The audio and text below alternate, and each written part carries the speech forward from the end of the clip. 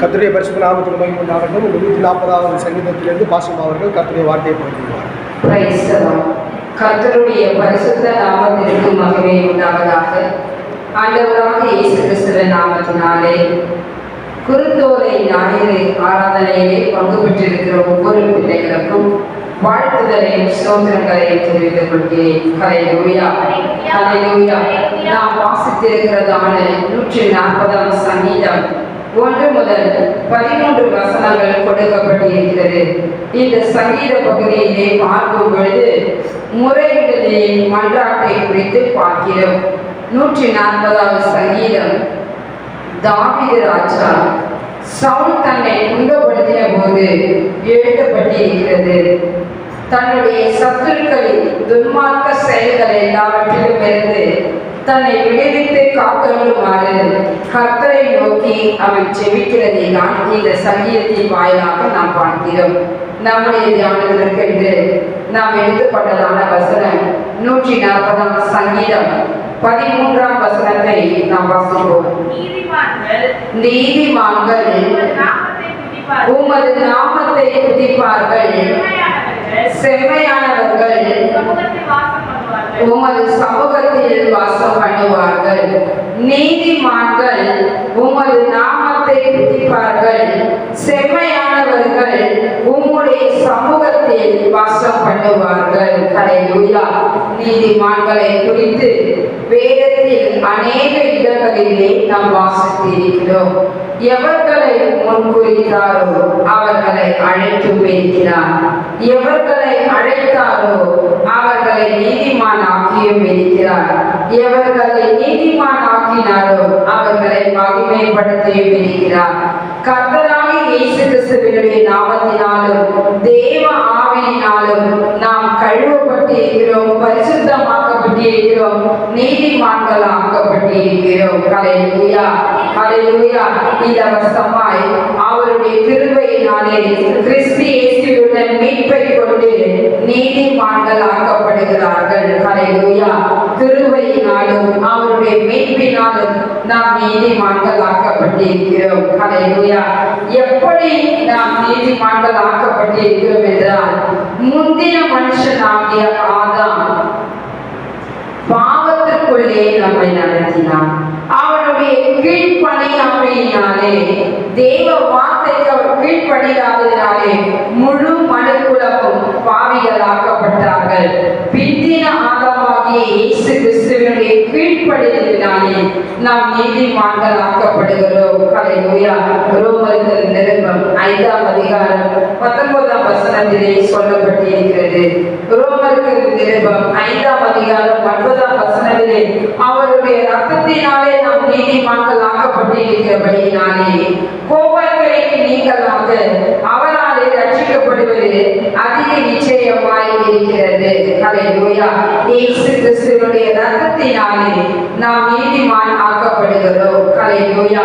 ரோமருக்கு நிருபம் 4ஆம் அதிகாரம் 25வது வசனத்திலே அவர் நம்முடைய பாவங்களுக்காக ஒப்பு கொடுக்கப்பட்டு நாம் நீதிமான்கள் ஆக்கப்படுவதற்காக எழுப்பப்பட்டும் இருக்கிறார். நாம் நீதிமான்களாக மாற வேண்டும் என்பதற்காகவே ஆண்டவராகிய இயேசு கிறிஸ்து உயிர்த்தெழுந்தார் என்று பார்க்கிறோம். Praise the Lord. அவருடைய கீழ்ப்படிதலினாலே நீதிமானாக்கப்பட்டிருக்கிறோம். அவருடைய இரத்தத்தினாலே நீதிமானாக்கப்பட்டிருக்கிறோம். அவருடைய உயிர்த்தெழுதலினாலே நாம் நீதிமானாக்கப்பட்டிருக்கிறோம். ஹல்லேலூயா. வேதம் யாரை நீதிமான் என்று சொல்லுகிறது என்று பார்க்கும்போது லூக்காவின் சுவிசேஷ புஸ்தகம் 18ஆம் அதிகாரம் 9வது வசனத்தை நாம் வாசிப்போம். அன்றியும் தங்களை நீதிமான்கள் என்று நம்பி மற்றவர்களை அற்பமாய் எண்ணின சிலரை குறித்து அவர் உவமையை சொன்னார். ஹல்லேலூயா. இங்கு ஒரு உவமை சொல்லப்பட்டிருக்கிறது. தங்களை நீதிமான்கள் என்று நம்பி மற்றவர்களை அற்பமாய் எண்ணுகிறவர்கள். ஹல்லேலூயா. தங்களை நீதிமான் என்று எண்ணினவர்கள். ஹல்லேலூயா. நான் நீதிமான், மற்றவன் பார்த்தவர்களுக்கு அநீதிமானாக தெரிகிறான். ஹல்லேலூயா, ஹல்லேலூயா. அதற்கு ஒரு உண்மை, தங்களை நீதிமான்கள் என்று சொல்லுகிற பரிசேயர்களை குறித்து நாம் பார்க்கிறோம். ஒரு பரிசேயரும் ஒரு ஆயக்காரனும் ஜெபிக்கும்படியாய் தேவாலயத்தில் கடந்து வருகிறார்கள். பரிசேயர் அநியாயக்காரர், பரிகாரர். மற்ற இந்த ஆயக்காரனை போல நான் இல்லாததினாலே ஸ்தோத்திரிக்கிறேன். ஹல்லேலூயா. நாம் பரிகாரரை போல இல்லை, அநியாயக்காரரை போல இல்லை. அதனாலே தேவனை நான் ஸ்தோத்திரிக்கிறேன். என்னுடைய தசமபாகங்களை செலுத்தி வருகிறேன். வாரத்தில் 2 தடவை உபவாசிக்கிறேன் என்று தனக்குள்ளே அவன் செபிக்கிறான். ஹல்லேலூயா, ஹல்லேலூயா.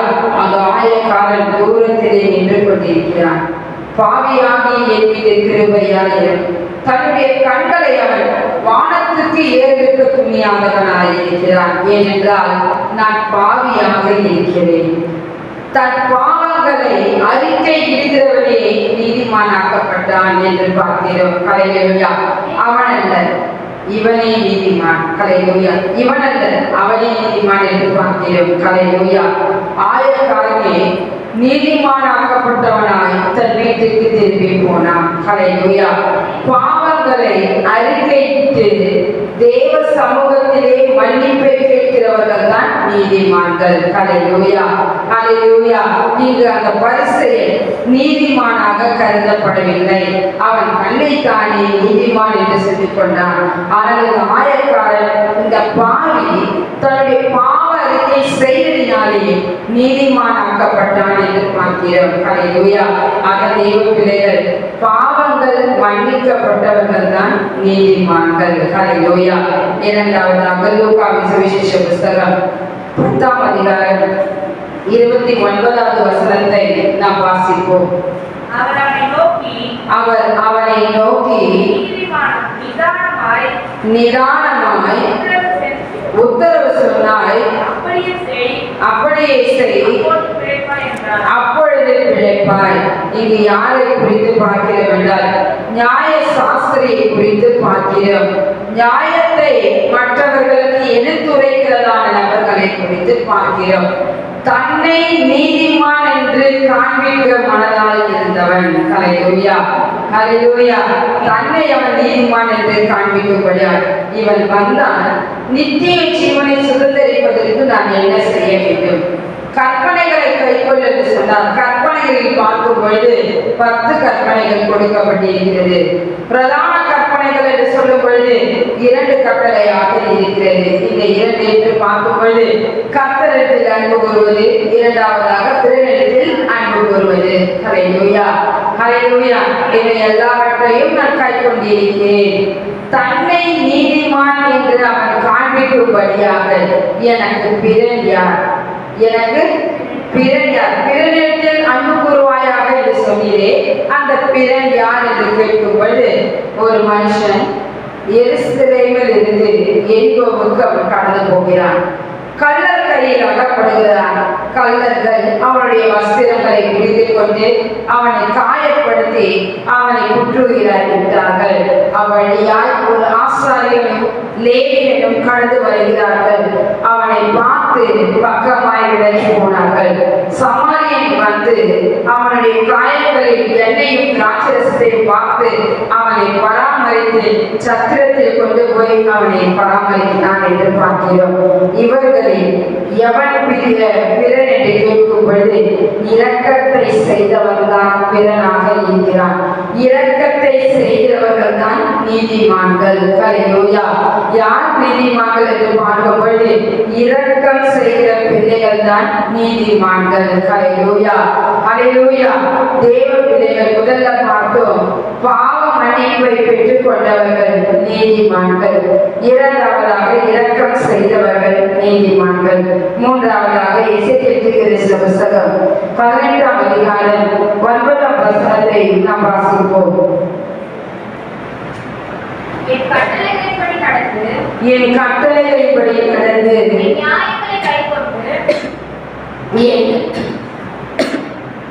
என் நியாயங்களை கைக்கொண்டு உண்மையாய் இருப்பானாகில் அவனே நீதிமான். என் கட்டளைகளை கைக்கொண்டு என் நியாயங்களை படி நடக்கிறவன் எவனோ உண்மையாய் இருப்பவனே நீதிமான். என் கட்டளைகளின்படி நடக்கிறவனும் என்னுடைய நியாயங்களை கைக்கொள்கிறவன் தான் உண்மையாய் இருப்பான். உண்மையாய் இருப்பவனே நீதிமான் என்று பார்க்கிறோம். ஹல்லேலூயா. ஆக தேவ பிள்ளைகள், நாம் உண்மை உள்ளவர்களாக இருக்க வேண்டும். எதற்காக நாம் நீதிமான் ஆக்கப்பட்டு இருக்கிறோம் என்று பார்க்கும் பொழுது, நித்திய ஜீவனை சுதந்திரித்துக் கொள்வதற்காகவே நாம் நீதிமான் ஆக்கப்படுகிறோம். நீதிமானுக்கேற்றதான பலனை நாம் அடைகிறவர்களாக இருக்கிறோம். நீதிமான்கள் அவருடைய நாமத்தை துதிப்பார்கள். ஹல்லேலூயா, ஹல்லேலூயா. தேவ பிள்ளைகள், கர்த்தருடைய வல்லமையான செயல்களை சொல்லி அவருடைய துதிகளெல்லாம் பிரஸ்தாபப்படுத்தத்தக்கவன் யார்? தேவ பிள்ளைகள், கர்த்தருடைய நாமத்திற்கு மகிமையுள்ள நாமத்தை எந்த நாளிலும் நாம் துதிக்கிறவர்களாக இருக்க வேண்டும். முழு இருதயத்தோடும் அவருடைய துதித்து அவருடைய நாமத்தை நாம் மகிமைப்படுத்துகிறவர்களாக இருக்க வேண்டும். எதற்காக நாம் துதிக்கிறோம் என்றால், கர்த்தருடைய உண்மை நிமித்தமாக நாம் கர்த்தரை துதிக்கிறோம். அவர் நமக்கு அருளிய கிருபைகளுக்காக துதிக்கிறோம். நமக்கு தந்ததான அதிசயங்களுக்காக நாம் கர்த்தரை துதிக்கிறோம். 107ஆம் சங்கீதம் 9ஆம் வசனத்தை ஒருவரும், 138ஆம் சங்கீதம் 2ஆம் வசனத்தை ஒருவரும் நாம் வாசிப்போம்.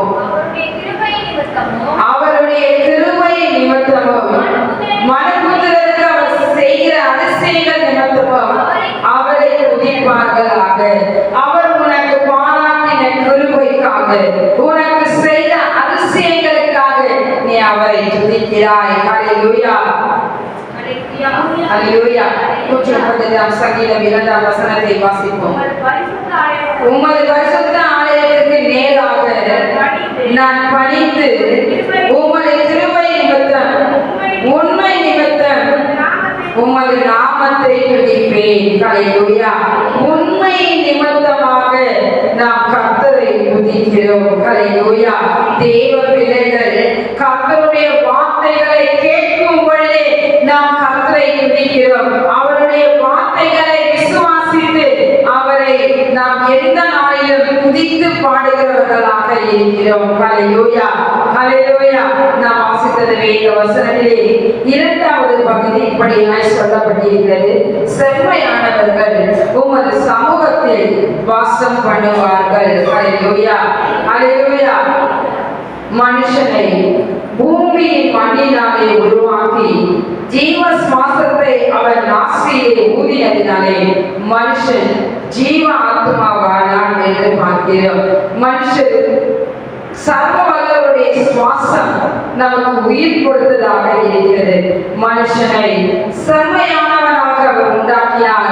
ஆனால் அவனோ அநேக உபாய தந்திரங்களை தேடிக்கொண்டார்கள் என்று பிரசங்கியின் புஸ்தகம் 7ஆம் அதிகாரம் 29வது வசனத்திலே சொல்லப்பட்டிருக்கிறது. தேவ பிள்ளைகள், அவருக்கு பிரியமானதை செய்ய கர்த்தர் நமக்கு போதிக்கிறார். செம்மையான வழியிலே நம்மை நடத்துவாராக. ஹல்லேலூயா. ஆக தேவ பிள்ளைகள், எது செம்மையானவைகள் என்று பார்க்கும்போது, ஓசியா தீர்க்கதரிசன புஸ்தகம் 19ஆம் அதிகாரம் 9ஆம் வசனத்திலே பார்க்கும்போது, கர்த்தருடைய வழிகள் செம்மையானவைகள், நீதிமான்கள் அவைகளிலே நடப்பார்கள் என்று பார்க்கிறோம். ஹல்லேலூயா, ஹல்லேலூயா. ஒவ்வொரு தேவ பிள்ளைகள், நாம் ஒவ்வொருவரும் கர்த்தருடைய வழிகளிலே நடக்கிறவர்களாக இருக்க வேண்டும். ஹல்லேலூயா. நீதிமொழிகளின் புஸ்தகம் 16ஆம் அதிகாரம் 17வது வசனத்திலே பார்க்கும்போது, தீமையை விட்டு விலகுவதே செம்மையானவர்களுக்கு சமானமான பாதை என்று பார்க்கிறோம். ஆக தேவ பிள்ளைகள், செம்மையான வழியை, செம்மையானவர்கள்னா தீமையை விட்டு விலகுகிறவர்கள். ஹல்லேலூயா, ஹல்லேலூயா, ஹல்லேலூயா.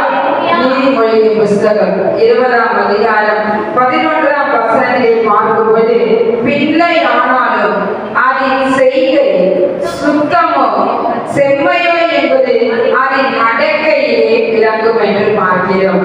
நாம் நடந்து கொள்ளுகிறதான கிரியைகளிலே நம்முடைய செம்மை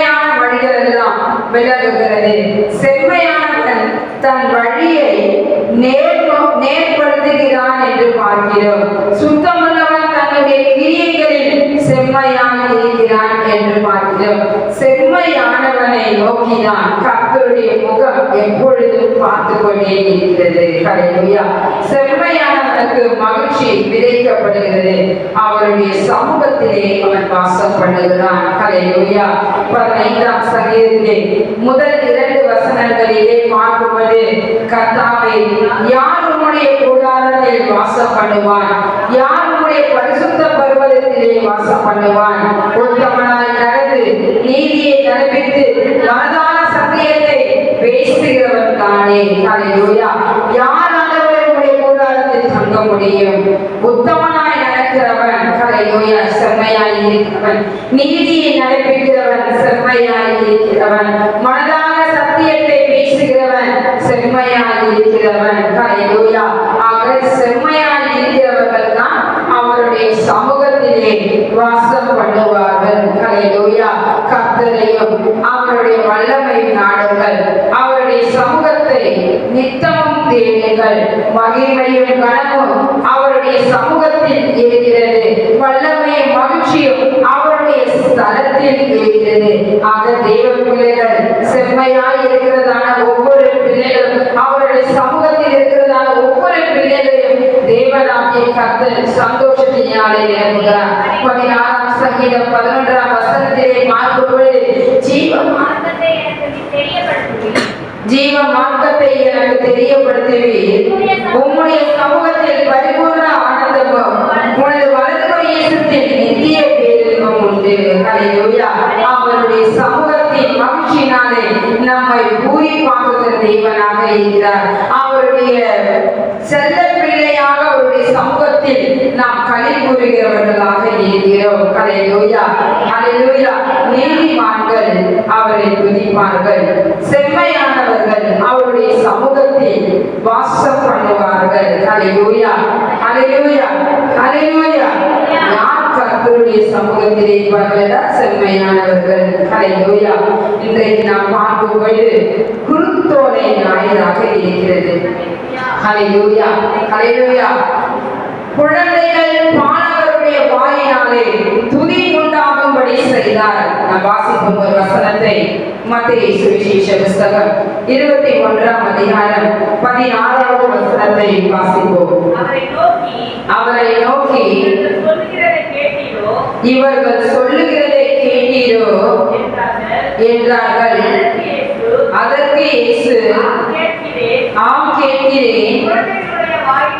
குழந்தைகளுடைய வாயினாலும் பாலகருடைய வாயினாலும் துதி உண்டாகும்படி செய்தீர் என்பதை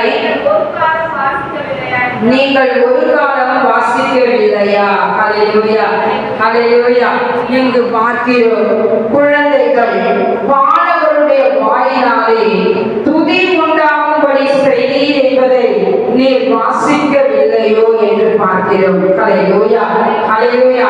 யோவான் சுவிசேஷ புத்தகத்திலே நாம் பார்க்கும் பொழுது 12ஆம் அதிகாரத்திலே 13ஆம் வசனத்திலிருந்து 15வது வசனம் வரைக்கும், லூக்காவின் சுவிசேஷ புத்தகம் 19ஆம் அதிகாரம் 36ஆம் வசனத்திலிருந்து 38வது வசனம் வரைக்கும், மார்க்கின் சுவிசேஷ புத்தகம் 11ஆம் அதிகாரம் முதல் வசனத்திலிருந்து 10ஆம் வசனம் வரைக்கும், மத்தேயு சுவிசேஷ புத்தகம் 21ஆம் அதிகாரம் 1 முதல் 16 வசனங்கள். ஹல்லேலூயா.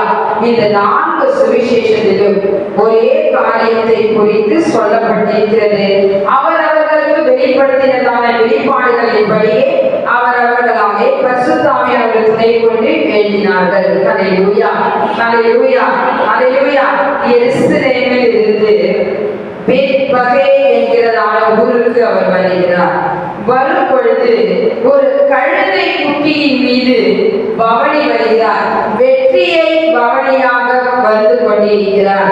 அங்கு நாம் பார்க்கும் பொழுது, மத்தேயு சுவிசேஷத்திலே நாம் பார்க்கும் பொழுது, அங்கு இருக்கிறதான ஜனங்கள் எல்லாரும் அவரை புகழ்ந்து பாடிக்கொண்டே இருக்கிறார்கள். கர்த்தருடைய நாமத்தினாலே வருகிறதான ராஜா ஸ்தோத்திரிக்கப்பட்டவர், தாவீதின் மைந்தனுக்கு ஓசன்னா, உன்னதத்திலே ஓசன்னா என்று சொல்லி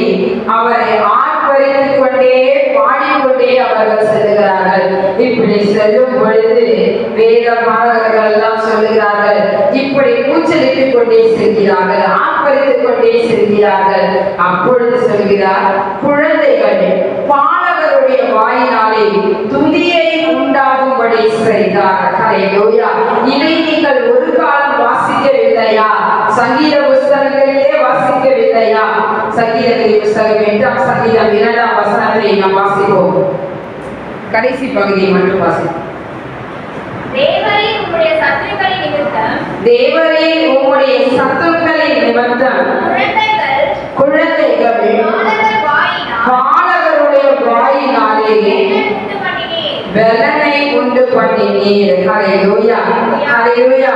குழந்தைகள் பாலகருடைய வாயினாலே துதி உண்டாகுகிறதான பலனை உண்டு பண்ணினார். ஹல்லேலூயா, ஹல்லேலூயா. இதை நீங்கள் வாசிக்கவில்லையா என்பதை தான் அந்த இடத்தில் சொல்லப்பட்டிருக்கிறது. ஆக தேவ பிள்ளைகள் குருத்தோலை ஞாயிறு என்பது வெற்றியை அவர் பவனி வருகிறார். ஹல்லேலூயா, ஹல்லேலூயா, ஹல்லேலூயா. தவக்காலத்திலே பார்க்கும் பொழுது குருத்தோலை ஞாயிறுக்கு பின்பாக பரிசுத்த வாரம் அனுசரிக்கப்படுகிறது. ஹல்லேலூயா, ஹல்லேலூயா. ஆக தேவ பிள்ளைகள் குருத்தோலைகளை பிடித்துக் கொண்டு சென்றார்கள் என்று பார்க்கிறோம். குருத்தோலை என்கிறதான வார்த்தை வேதாகமத்திலே 2 இடங்களிலே சொல்லப்பட்டிருக்கிறது. வெளிப்படுத்தின விசேஷம் 7ஆம் அதிகாரம் 9-10 வசனங்களை நாம் வாசிப்போம். இவைகளுக்கு பின்பு நான் பார்த்தபோது இதோ சகல ஜாதிகளையும் கோத்திரங்களையும் ஜனங்களிலும் பாஷைக்காரரிலும் இருந்து தங்களும் ஒருவரும் எண்ணக்கூடாததுமான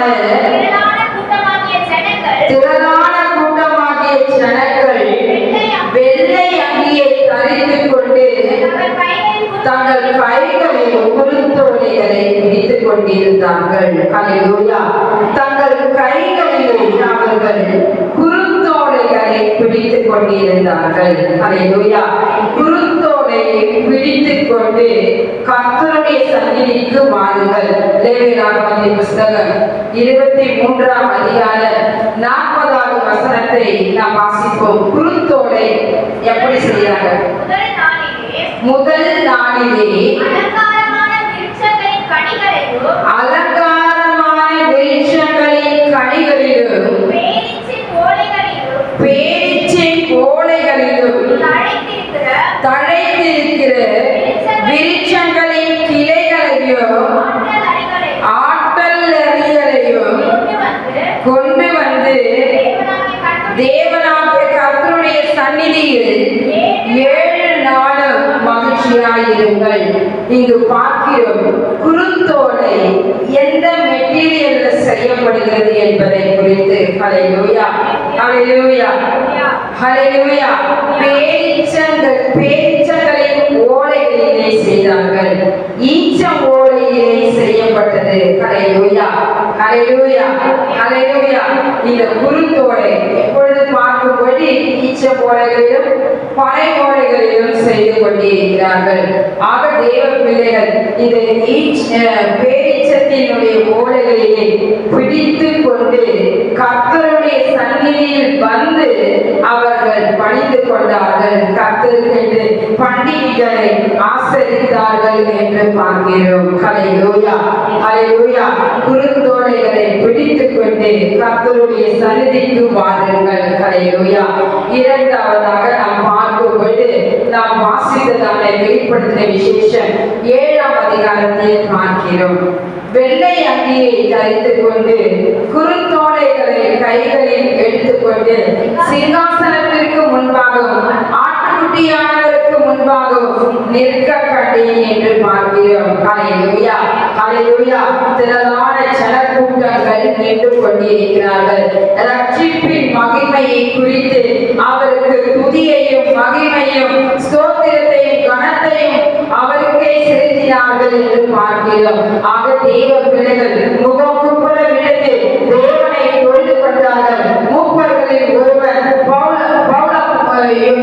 அப்போஸ்தலனாகிய யோவானை பார்த்து கேட்கிறார், வெள்ளை அங்கியை தரித்திருக்கிற இவர்கள் யார்? எங்கிருந்து வந்தார்கள்? ஹல்லேலூயா, ஹல்லேலூயா. இவர்கள் உபத்திரவத்திலிருந்து வந்தவர்கள். ஆட்டுக்குட்டியாவுடைய ரத்தத்தினாலே தங்களுடைய வஸ்திரங்களை தோய்த்து வெளுத்தவர்கள்.